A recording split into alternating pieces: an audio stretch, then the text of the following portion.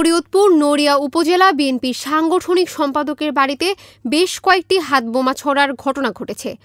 অবিস্ফোরিত একটি হাতবোমা উদ্ধার করেছে পুলিশ। সোমবার রাত 11টার দিকে উপজেলার ঘড়িসার ইউনিয়নের চর লাউলানি গ্রামে এ ঘটনা ঘটে বলে জানিয়েছেন নড়িয়া থানার ওসি মোহাম্মদ আসলাম উদ্দিন মোল্লা। উপজেলা বিএনপির সাংগঠনিক সম্পাদক মতিউর রহমান সাগর ঘড়িসার ইউনিয়নের নির্বাচনে চেয়ারম্যান পদে কয়েকবার বিএনপির মনোনীত প্রার্থী ছিলেন। তিনি বলেন, রাত আনুমানিক 11টার সময় আমার বাড়ির ভেতরে ও বাহিরে প্রায় 8 থেকে 10টি হাতবোমা নিক্ষেপ করে একদল মুখোশধারী সন্ত্রাসী।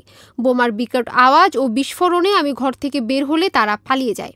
তিনি আরও বলেন, দীর্ঘ 17 বছর পরে সোমবার ঘড়িসার ইউনিয়ন বিএনপির কর্মী সভা করা হয়। ওই কর্মী সভায় আওয়ামী লীগের সন্ত্রাসীদের বিরুদ্ধে হুঁশিয়ারিমূলক বক্তব্য দেওয়া হয়। এছাড়া কিছুদিন পূর্বে একদল সন্ত্রাসী আমাকে মেরে চাকত বাজারে জঙ্গলে ফেলে রেখে চলে যায়। এই ব্যাপারে নড়িয়া থানায় মামলা করেছি। সবকিছু মিলিয়ে কে বা কারা হাতবোমা ছুঁড়েছে আশা করি পুলিশ তদন্ত করে ব্যবস্থা নেবে। হাতবোমা বিস্ফোরণের ঘটনায় মামলার প্রস্তুতি নিচ্ছেন বলেও জানান এই বিএনপি নেতা।